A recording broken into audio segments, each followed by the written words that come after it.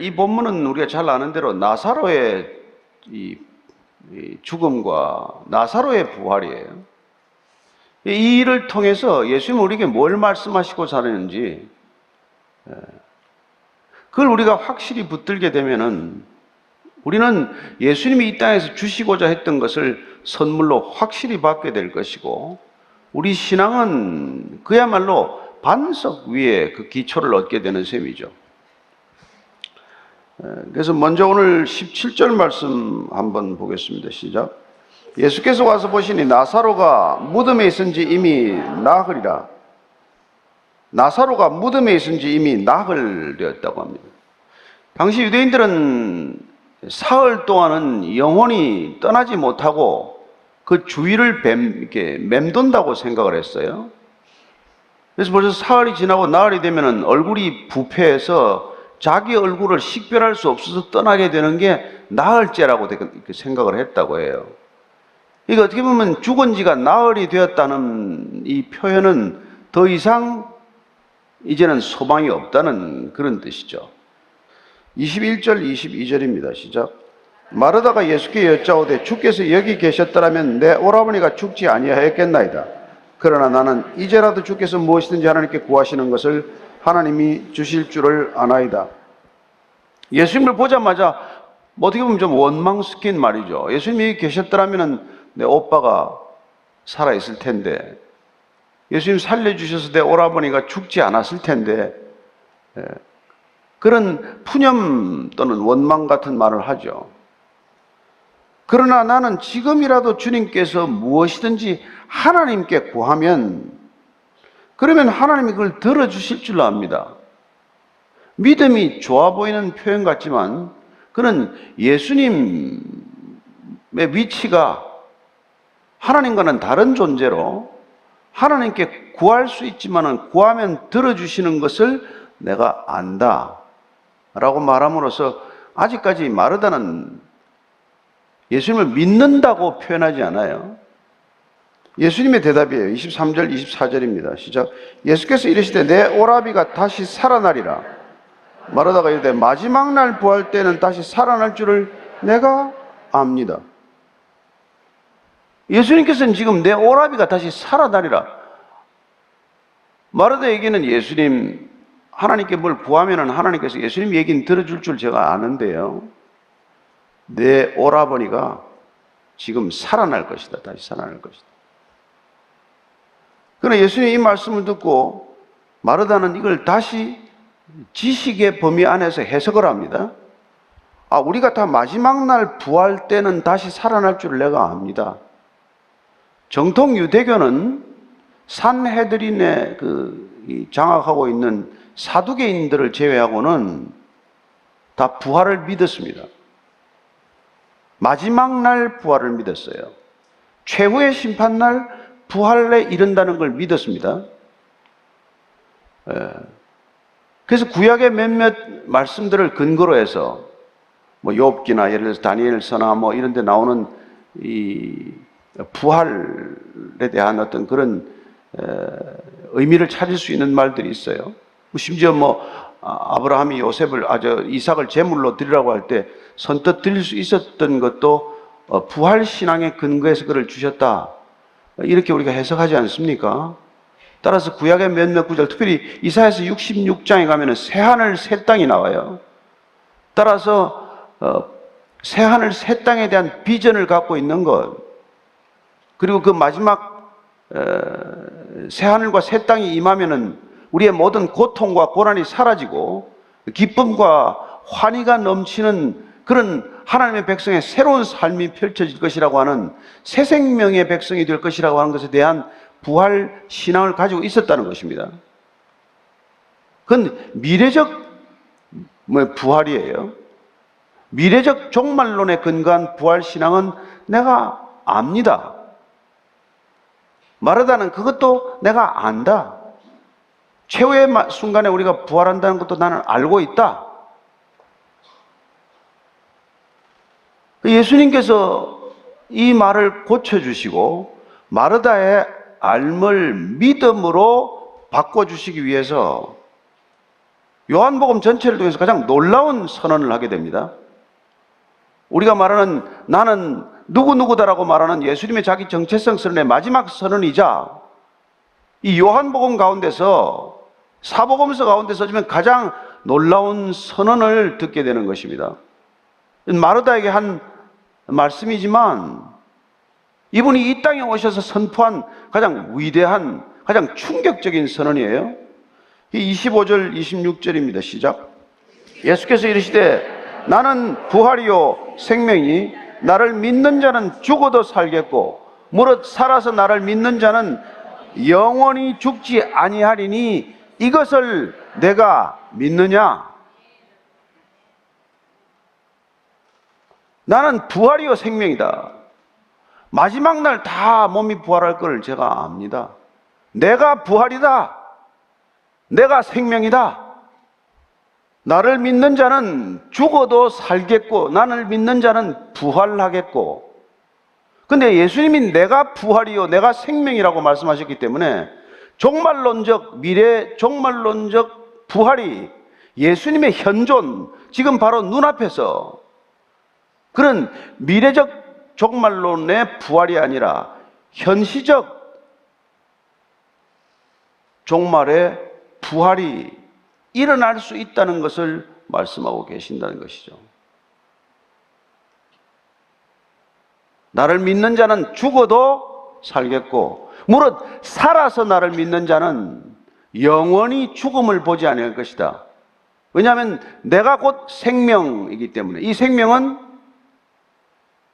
누구나 죽는 육신의 생명이 아니라 죽지 않는 생명이요 영원한 생명이요 예수님이 우리에게 주시기 위해서 그분 안에 가지고 오신 생명이요 이 생명을 받으면 우리는 영원히 죽음을 보지 않을 그런 생명이기 때문에 그분께서 지금 나는 부활이요 나는 생명이라고 할 때 이 미래 종말론적 부활이 영원한 생명과 함께 둘이 다른 게 아니라 예수님의 현존 안에서는 예수님의 임재 안에서는 그것이 하나라고 하는 것을 우리에게 일깨워주고 있는 것이죠.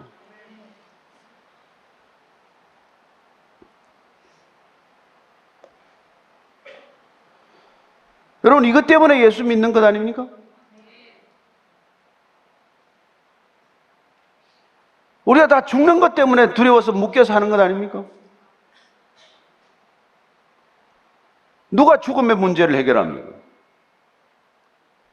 그런데 예수님께서는 지금 죽어도 살겠고 살아서 나를 믿는 자는 영원히 죽음을 보지 아니하느리라. 날마다 우리의 많은 사람들이 주변에 죽어가지만 육신의 죽음을 지금 얘기하는 게 아니란 말이에요. 그분 안에 있는 죽지 않는 생명이 우리 안에 주어지면 부어지면 어떻게? 믿음으로 주어지면 믿음으로 우리가 받게 되면 그러면 우리는 죽음을 보지 않게 된다는 거예요. 그런데 이 말씀을 하시고 나서 중요한 건 뭡니까? 내가 이 말을 믿느냐? 우리의 알므로 그치지 않고 이걸 내가 믿느냐? 그랬더니 마르다가 주여 그러하외다. 아멘입니다. 그렇습니다. 주는 그리스도시요 세상에 오시는 하나님의 아들이신 줄 내가 믿나이다. 이제 마르다는 믿음을 표현하고 있어요. 예수님의 말씀을 믿음으로써 예수님을 믿게 되었다는 것입니다. 믿겠다는 결정을 내린 거예요. 자, 뒤에 보고 28절 이하를 읽어드릴게요. 이 말을 하고 돌아가서 가만히 그 자매 마리아를 불러 말하되 선생님이 오셔서 너를 부르신다니. 마리아가 이 말을 듣고 급히 일어나 예수께 나아가며 예수는 아직 마을로 들어오지 아니하시고 마르다가 맞이했던 곳에 그대로 계시더라. 마리아와 함께 집에 있어 위로하던 유대인들 그가 급히 일어나 나가는 것을 보고 곡하러 무덤에 가는 줄로 생각하고 따라가더니 마리아가 예수 계신 곳에 가서 배웠고 그 발 앞에 엎드려 이르되 주께서 여기 계셨더라면 내가 오라 보니까 죽지 아니하였겠나이다 하더라. 이 문장을 가만 우리가 보면은 마르다가 조금 바뀐 걸 알게 돼요. 동생한테 계속해서 뭐 이렇게 좀 이렇게 까끌까끌하던 언니가 조금 부드러워졌어요. 그리고는 조용해졌어요. 믿음이 생기면 조용해집니다. 그래서 마르다가 분주하고 활동적이고 소리가 크고 티를 내는데 티를 좀 덜 내는 사람이 되는 거예요. 그래서 조용히 가서 조용히 마리아한테 예수님이 너를 찾으셔. 그래서 마리아가 급히 나가니까 옛날에는 이렇게 또 무덤에 가서 곡하러 가는 줄 알고 여러 사람이 따라갑니다. 그래서 장례식장마다 곡소리가 커야 그 슬픔을 크게 표현하는 것으로 알고, 그래서 목소리 큰 사람을 어떤 사람은 고용해서 울었어요. 옛날에 우리도 호객꾼이라는 게 있지 않았습니까? 그래서 여러 사람들이 같이 가서 따라서 울어주는 거예요. 곡소리를 내주는 거예요. 그것도 사실 뭐 슬픔도 없는 사람들이 이렇게 하죠. 그래서 무덤에 가는 줄 알고 따라갔는데 마리아가 무덤에 가지 않고 예수님 앞에 가더니 가자마자 뭐래요? 발 앞에 엎드렸습니다. 예수님 앞에 엎드리는 게 뭐죠? 예배를 드리는 포즈를 취한 것이죠. 질문은 똑같아요. 여기 계셨더라면 우리 오빠가 안 죽었을 텐데요. 자매가 말은 똑같지만 태도는 어떻습니까? 마리아는 예배부터 드리는 사람이라는 것을 압니다. 그 전에 집에 초청했을 때도 어떤 일이 있습니까? 언니는 음식 장만하라고 분주하죠? 마리아는 예수님 발 앞에 앉아서 말씀을 경청했습니다. 마리아는 예배자의 삶, 예배자의 태도가 항상 갖춰져 있는 사람이에요. 예수님께 먼저 예배를 드렸다는 것입니다. 인간은 누구나 이런 일이 있으면 안 슬프겠어요? 믿어도 슬프고 안 믿어도 슬픕니다. 여러분, 믿어도 어려움이 오고 안 믿어도 어려움이 와요. 믿어도 어려운 일을 겪을 수 있고 안 믿어도 어려운 일을 겪을 수 있습니다. 그러나 믿음은 우리를 예배 자리로 인도하고, 예배 자리에서 우리가 그 슬픔을 맞을 때는 슬픔에 매몰되지 않은 것을 경험하게 될 것입니다. 슬픔에 빠져서 악을 쓰고 땅을 치고 울지 않아요. 슬픔은 있지만 그러나 슬픔의 격이 달라질 줄로 믿으십시오. 안 슬픈 건 아니에요. 그리스도인데 슬픔도 없다. 우리가 찬양한다고 해서 그냥 부모가 돌아가셨는데 희죽희죽 웃고 그런 건 아닙니다. 그러나 그 슬픔에 매몰되어서 어쩔 줄을 모르고 절망 가운데 뭐 따라 죽어야 되겠다, 그런 소리는 안 한단 말이에요. 그게 예배에서 비롯되는 거란 말이에요. 마리아는 예배를 먼저 드릴 줄 아는 여인인 것이죠.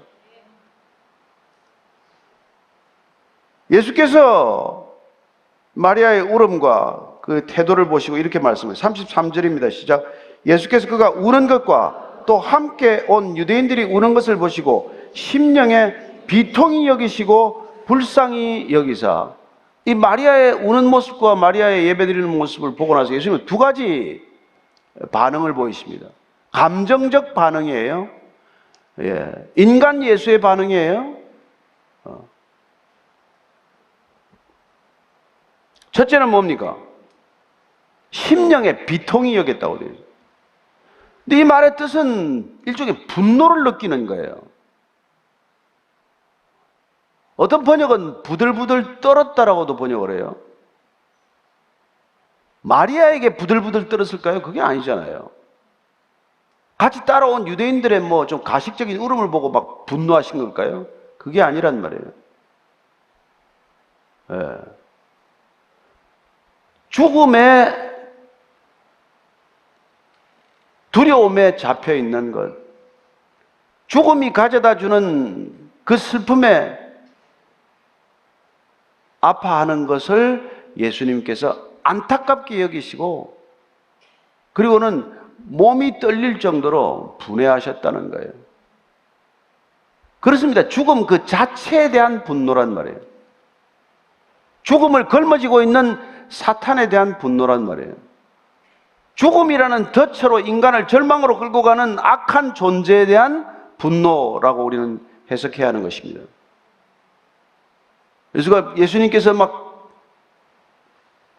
이렇게 통분하는 그런 느낌이라는, 왜 이렇게 죽음에 우리는, 이 인간은 이렇게 약한가, 연약한가?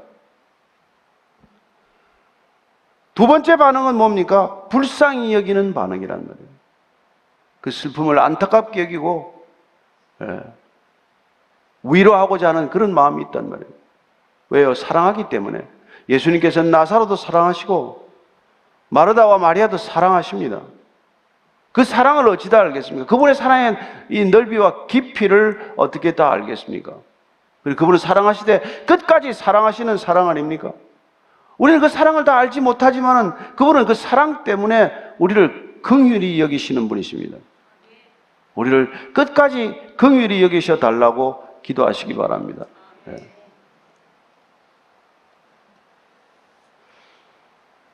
그리고는 34절 35절입니다. 시작. 이르시되 그를 어디 두었느냐? 이르되 주여 와서 보옵소서 하니 예수께서 눈물을 흘리시더라. 시신을 어디 두었느냐? 여기 이리 와서 보십시오. 이미 동굴 안에 시신에서 냄새가 날 정도로 지금 이렇게 되어 있습니다. 예수님께서 눈물을 흘리셨다. 성경 전체에서 가장 짧은 한 절이죠. 영어로는 두 마디. Jesus wept. 눈물을 흘리셨다는 거예요. 근데 이게 마리아가 우는 것은 소리내 우는 것이고 예수님이 울었다는 건 조금 다른 표현이에요. 소리 없이 그냥 많은 눈물이 왈칵 쏟아지는 것을 말해요. 예수님 그렇게 우셨다는 거예요. 그런 눈물을 보이셨습니다. 다 예수님께서 다시 이제 마지막 장면을 향해 가십니다. 38절에서 40절입니다. 시작. 이 예수께서 다시 속으로 비통히 여기시며 무덤에 가시니 무덤이 굴이라 돌로 막았거늘 예수께서 이르시되 돌을 옮겨 놓으라 하시니 그가 죽은 자의 누이 마르다가 이르되 주여 죽은 지가 나흘이 되었으면 벌써 냄새가 나나이다. 예수께서 이르시되 내 말이 내가 믿으면 하나님의 영광을 보리라 하지 아니하였느냐 하시니 여러분 여기 보십시오. 다시 또 비통하게 여겼다. 앞에 비통히 여겼다는 말과 같은 말이 두 번 반복되죠.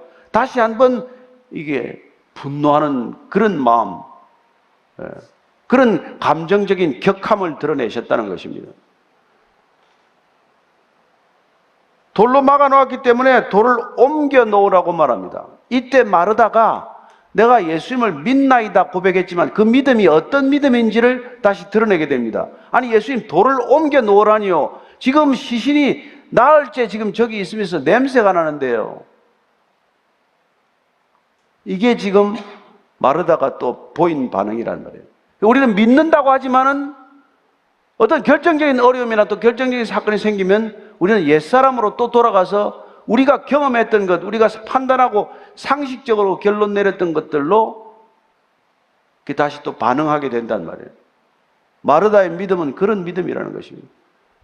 어쩌면 저와 여러분들도 믿습니다, 날마다 얘기하지만은 우리가 어려움을 겪거나 무슨 다급한 일이 생기면은 그냥 우리가 살아왔던 방식대로 또 되돌아가는 것을 경험하지 않습니까? 저는 여러분들이 더 이상 되돌아가지 않게 되기를 바랍니다. 믿으면 앞으로 나아가게 되기를 바랍니다. 점점 성장하게 되기를 바랍니다. 믿음 안에서 어른이 되시기를 바랍니다. 예. 그래서 예수님께서 내 말이 믿으면 하나님의 영광을 보리라고 하지 않았느냐? 41절 42절입니다. 시작. 돌을 옮겨 놓으니 예수께서 눈을 들어 우러러 보시고 이르시되 아버지여 내 말을 들으신 것을 감사하나이다. 항상 내 말을 들으시는 줄을 내가 알았나이다. 그러나 이 말씀 하옵는 것은 둘러선 무리를 위함이니 곧 아버지께서 나를 보내신 것을 그들로 믿게 하려 함이니이다. 예수님의 기도는 뜻밖의 감사의 기도예요. 내 말을 들어주신 것을 감사합니다. 지금 무덤 앞에서 돌을 옮겨 놓으라고 명령하시고 나서 기도를 잠깐 하실 때 그 기도는 감사 기도다 이 말이죠.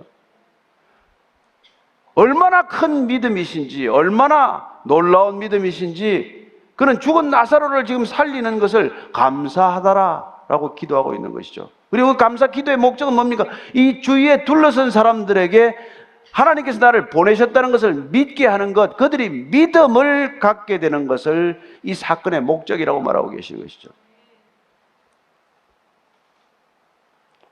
그리고는 결론입니다. 43장 44절입니다. 시작. 이 말씀을 하시고 큰 소리로 나사로야 나오라 부르시니 죽은 자가 수족을 배로 동인 채로 나오는데 그 얼굴은 수건에 쌓였더라. 예수께서 이르시되 풀어놓아 다니게 하라 하시니라. 예. 나사로야 나오라. 여러분, 이 말씀을 지금 할 수 있는 분은 누가 이런 얘기를 할 수 있겠어요? 죽은 시신을 향해서. 제정신이 아니면 그런 소리 할 수 있겠죠. 사기극을 벌이나요? 아니지 않습니까? 그분이 하나님이시기 때문에, 그분이 생명의 주인이시기 때문에, 그분이 부활이요 생명이기 때문에 명령하신단 말이에요. 나사로야 나오라. 나사로가 염습한 채로 나와요. 섬뜩한 장면이죠. 배로 동인 채로 나왔다고 되어 있습니다. 얼굴은 수건에 쌓였어요. 예수님께서 뭐라고 명령하신가? 다시 풀어놓아 다니게 하라. 풀어주어서 자유롭게 다니게 하라. 이제는 모든 묶인 것들로부터 꽁꽁 묶어놓은 것들을 풀어주어서 그로 하여금 마음껏 다니게 하라. 여러분, 풀어놓아서 다니게 하라는 것보다도 구원의 본질을 잘 설명하는 게 어디 있습니까? 여러분 어디에 묶여 계십니까? 우리가 살아서 지금 예배 자리도 나오고 왔다 갔다 하겠지만 우리가 주님 보시기엔 다 꽁꽁 묶인 채로 다니는 사람들이에요. 예수님께서 명령하시는 것입니다. 너 묶여 있는 것, 잠겨 있는 것, 무덤에 갇혀 있는 것에서 나오라 고 명령하시지만은 또한 우리가 알게 모르게 우리를 칭칭 동에 메고 있는 것들로부터 풀려나라고 명령하고 계신 것이죠. 여러분, 구원의 그림이 이보다도 더 선명한 그림이 어디 있습니까? 저는 오늘 이 말씀을 정리하면서 우리 모두가 배로 동인 듯 묶여 있는 것들로부터 풀려놓아서 마음껏 자유롭게 다니게 되시기를 축원합니다. 그분의 이 명령에 순종하는 사람들, 우리를 풀어놓아서 우리를 죽음으로 얽어매고자 하는 사탄의 결박을 풀어버림으로써 우리가 더 이상 죽음의 두려움에 사로잡히지 않고 그 어떤 것으로부터도 묶이지 않고 궁극적으로 죽음으로부터도 자유하여서 진리 안에서 자유함으로써 저와 여러분들이 마음껏 주의 형상대로 살아가기를 축원합니다.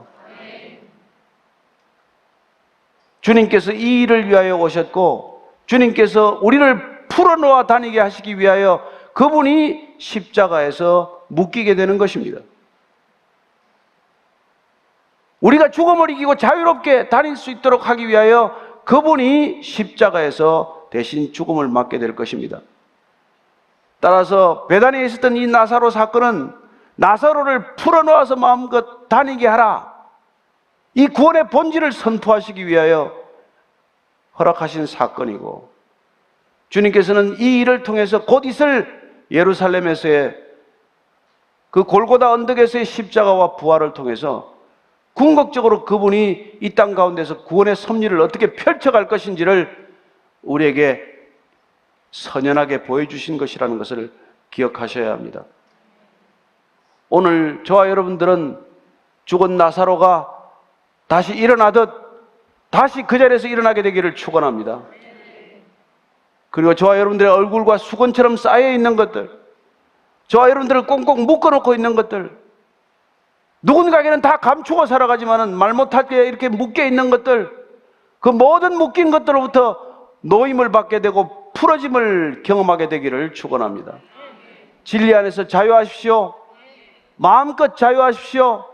사망의 두려움에 더 이상 사로잡히지 마십시오. 이걸 경험한 사도 바울이 이렇게 선언하는 것을 듣게 됩니다. 오늘 사도 바울의 선언을 같이 읽도록 하겠습니다. 고린도전서 15장 55절 이하입니다. 시작.